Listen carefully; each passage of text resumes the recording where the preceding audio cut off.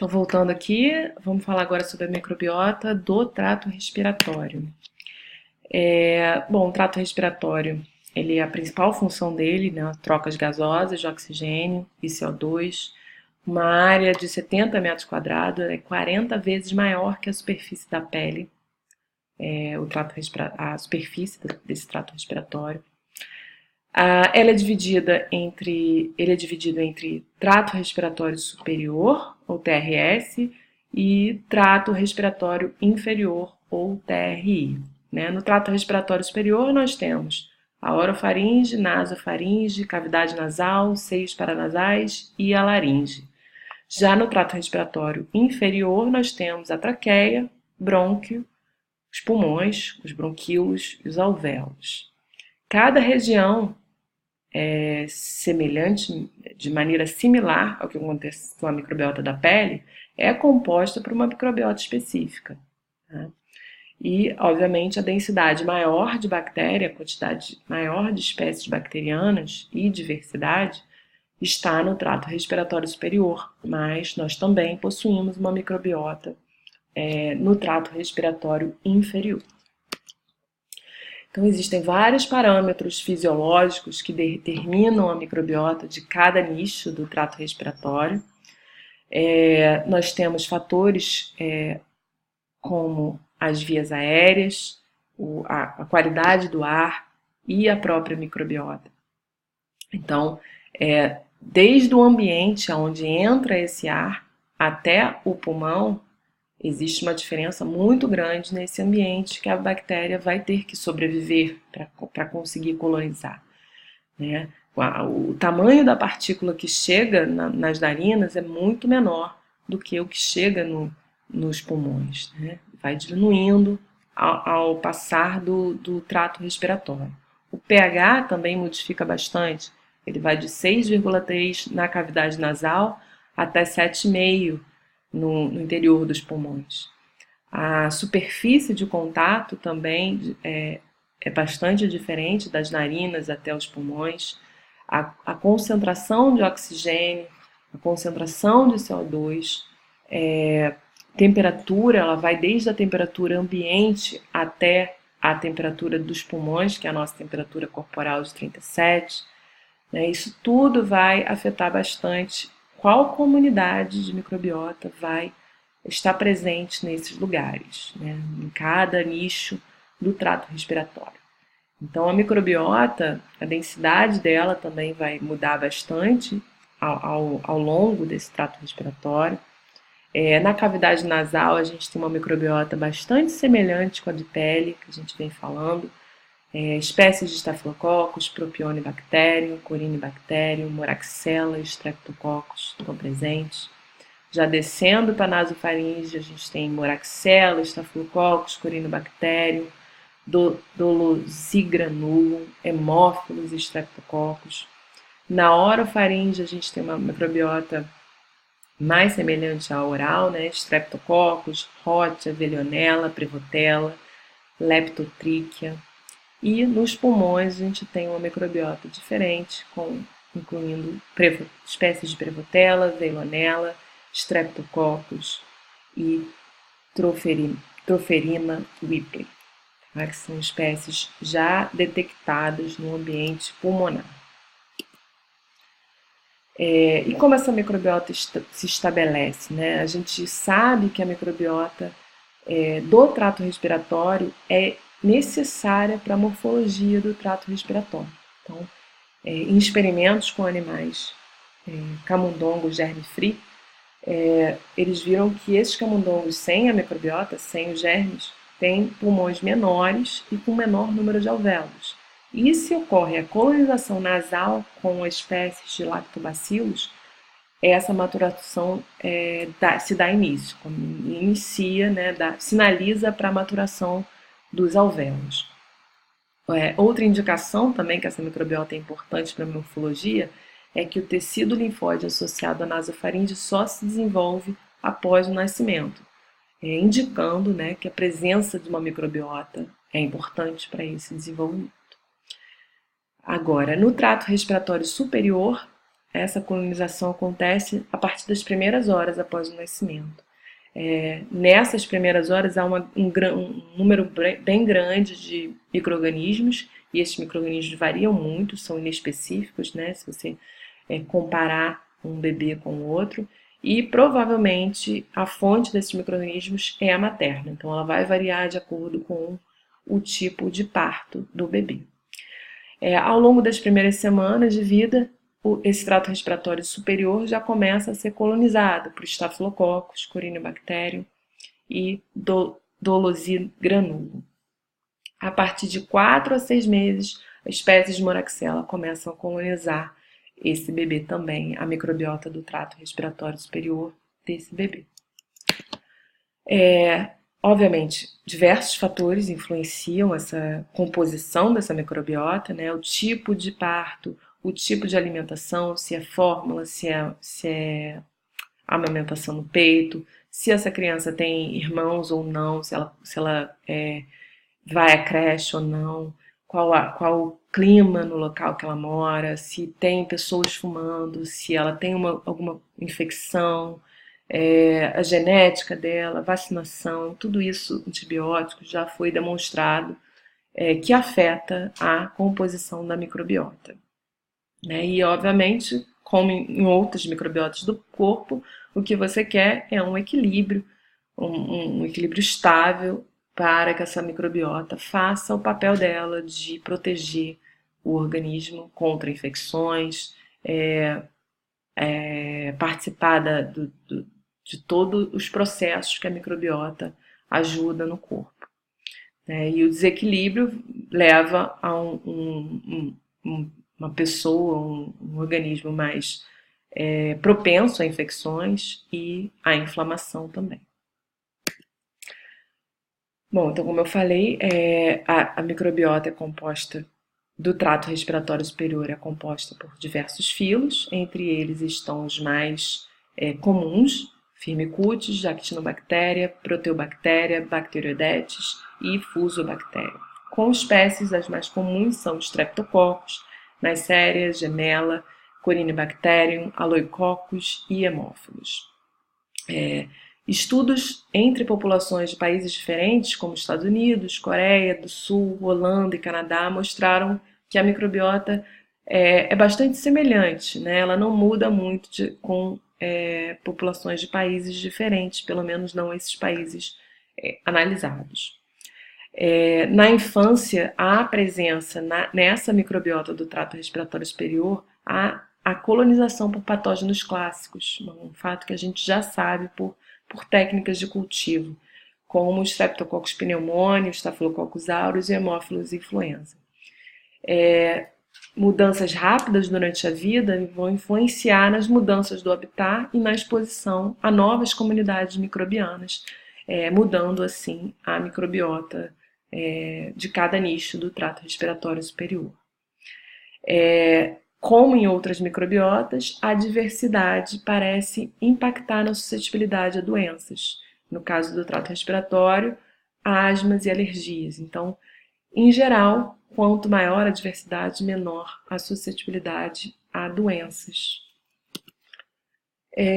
Então, o estudo dessa microbiota, ele oferece uma oportunidade de estudar qual o impacto, né, em doenças, na exacerbação, na progressão de doenças crônicas. Mas a maioria dos estudos, eles focam no trato respiratório superior. Poucos utilizam o trato respiratório inferior para determinar essa relação entre qual é a microbiota normal e qual é a microbiota da doença. E o que a gente sabe é que parece ter uma importância na resistência à colonização do trato respiratório inferior, ou seja, a presença dessa microbiota no trato respiratório superior diminui a probabilidade de uma infecção no trato respiratório inferior. Tá? Mas isso ainda é uma suposição ainda a ser estudada. Em relação as infecções do trato respiratório superior, já foi estudada a microbiota em pessoas que sofrem de otite média aguda e de rinocinusite crônica e viram uma associação com a diversidade da microbiota do trato respiratório superior. De novo, viram que uma menor diversidade é vista em pacientes, né, em pessoas com alguma doença do trato respiratório. Certos membros da microbiota também foram relacionados a proteger as pessoas contra infecções. Dolose granum e Corynebacterium são exemplos dessas espécies presentes na nossa microbiota que parecem ter uma forte associação com a saúde. E elas já foi mostrado até que Corynebacterium consegue excluir patógenos como Streptococcus pneumoniae. Nesse estudo, eles viram que crianças que não eram colonizadas pelo Streptococcus pneumoniae tinham uma maior concentração dessas espécies na microbiota delas do que crianças que eram colonizadas com Streptococcus pneumoniae, mostrando, né, essa relação da microbiota com a proteção contra infecções. A microbiota do trato respiratório inferior, ela é relativamente menos estudada. Tradicionalmente, o trato respiratório inferior era considerado estéril e, através de técnicas independentes de cultivo, como o sequenciamento do DNA, percebeu-se que existe sim uma microbiota importante, apesar de menos abundante no trato respiratório inferior.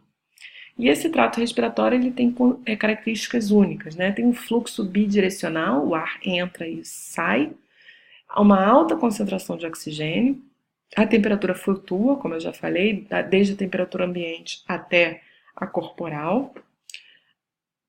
E a superfície pulmonar, além de tudo, é coberta por um surfactante que é rico em lipídios. Ele tem um efeito bacteriostático em algumas espécies bacterianas, selecionando assim essa bactéria. Então, são características únicas desse ambiente que provavelmente, né, selecionam a microbiota daquele local.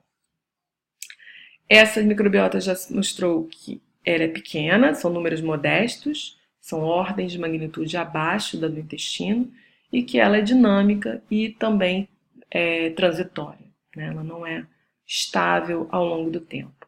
Os espécimes utilizados para analisar a microbiota do trato respiratório inferior são geralmente lavado bronquioalveolar, escarro ou biópsia de pulmão. Por esse motivo, né, a gente tem poucos dados sobre uma microbiota saudável. Vocês imaginam que coletar essas amostras não é muito fácil, né?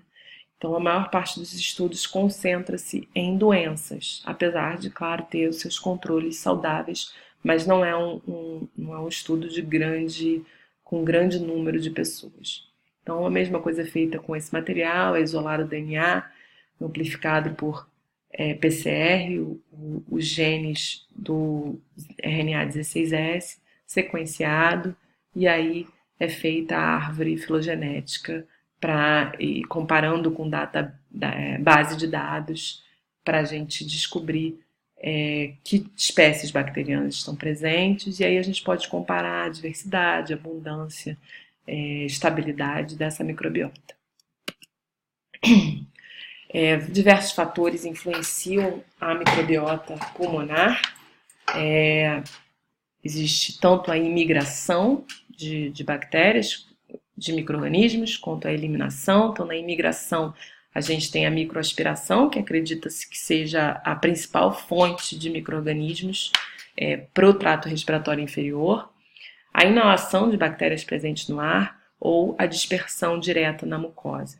E a eliminação, que são os reflexos de tosse, o movimento mucociliar e as respostas imunes do hospedeiro. Além disso, a gente tem condições específicas de crescimento regional, como a distribuição de nutrientes, a tensão de oxigênio, temperatura, pH, concentração de células inflamatórias, competição com outros micro-organismos do local e interações com a célula do hospedeiro.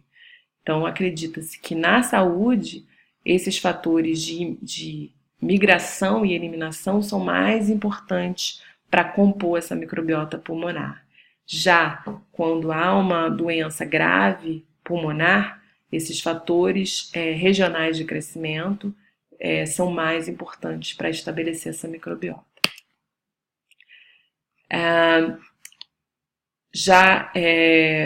Já se sabe que a fonte principal da microbiota pulmonar em pacientes saudáveis é a oral.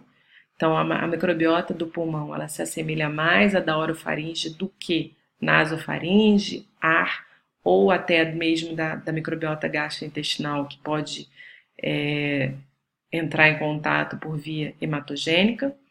E isso se dá através da microaspiração, como eu já falei, de secreções da faringe. Lembrando que a gente produz por dia cerca de 2 litros de saliva e talvez por isso, né, seja mais provável essa microaspiração do que secreções da microbiota nasal de uma pessoa saudável via ser essa fonte de microbiota pulmonar. Já tinha falado isso antes, mas a microbiota nasal é mais parecida com a pele, né, do que com a microbiota do trato respiratório. Em casos de doença respiratória, né, fora da saúde, aí essas microbiotas podem ser bem mais parecidas, né, a nasal da nasofaringe com a microbiota pulmonar. E aí elas são são compostas por grandes números de Staphylococcus aureus e Moraxella catarrhalis. Os filos mais comuns no trato respiratório inferior são os Firmicutes e Bacteroidetes, que compõem 80% dos filos desse local, e as proteobactérias, que compõem 10%. Isso é, novamente, similar ao encontrado à orofaringe, mas diferente em número, em abundância de bactérias. Os gêneros mais comuns são do filo Firmicutes, Streptococcus e Veillonella, do filo Bacteroidetes, a Prevotella, e do filo Proteobacteria, as Pseudomonas, Hemófilos e Neisseria. Como eu falei antes, os estudos da microbiota pulmonar de pessoas saudáveis são geralmente controles de estudos de doenças, justamente por aquela dificuldade de obter a amostragem, né? E geralmente é um número pequeno de pessoas e não é longitudinal, ou seja, não segue a mesma pessoa por um período de tempo para a gente ter uma ideia dessa estabilidade, né? Então, o que se sabe de doença? Existem diversos estudos tentando estabelecer uma relação da microbiota pulmonar com diversas doenças respiratórias. Vê-se que em fibrose cística, asma, alergias, doença pulmonar obstrutiva, crônica, pneumonias, além disso, o uso de ventilação mecânica, o uso de antibióticos, isso tudo diminui a microbiota pulmonar. Através desses estudos foi possível descobrir várias espécies que até então não eram reconhecidas como patógenos em potencial, por exemplo, em fibrose cística, no caso de espécies de anaeróbios que não se imaginavam estar fazendo algum papel nessa doença. Em asmáticos, por exemplo, foi descrito um aumento das proteobacteriácea, como hemófilos, moraxella e neisseria, e a diminuição de bactérias do filo Bacteroidetes, comparado, né, com controles. A fibrose cística ela é bastante estudada, é uma doença pulmonar bastante estudada, também é uma doença hereditária que afeta tanto o pulmão quanto o pâncreas. E no pulmão há uma secreção muito grande de muco. E esse muco acaba aumentando a suscetibilidade a infecções recorrentes, como no caso de aureus, hemófilos, influenza, pseudomonas aeruginosa, e tanto esse muco quanto as infecções levam ao bloqueio das vias aéreas, insuficiência respiratória e morte num tempo curto na vida da pessoa. Esses estudos de microbiota em pacientes com fibrose cística foram feitos diversos espécimes, no caso de escarros de pacientes com infecção de bacteriana aguda, revelou um número muito grande de espécies bacterianas diferentes, incluindo não cultiváveis, e estabeleceu-se também a presença de bactérias pouco reconhecidas, como eu já falei, espécies anaeróbias, colonizando o trato respiratório inferior desses pacientes. O tratamento com antibiótico nesses pacientes, no caso de infecções, promoveu uma alteração na arquitetura da comunidade microbiana e também verificou-se que a diversidade na microbiota desse trato respiratório inferior em pacientes com fibrose cística diminui com a idade e a gravidade também com a gravidade da obstrução dessas vias aéreas, relacionando de novo baixa diversidade da microbiota com doença. Verificou-se também que a genética do paciente influencia na diversidade e que o uso de antibióticos, tanto venosos quanto inalados, também diminui essa diversidade. Outro caso interessante que eu li sobre, né, e eu aprendi sobre, é o papel da microbiota pulmonar em transplante de pulmão. A mortalidade de pessoas que recebem transplante pulmonar é maior do que qualquer outro tipo de órgão. E eles foram estabelecer se a microbiota poderia ter alguma coisa a ver com essa mortalidade, né? Com essa rejeição.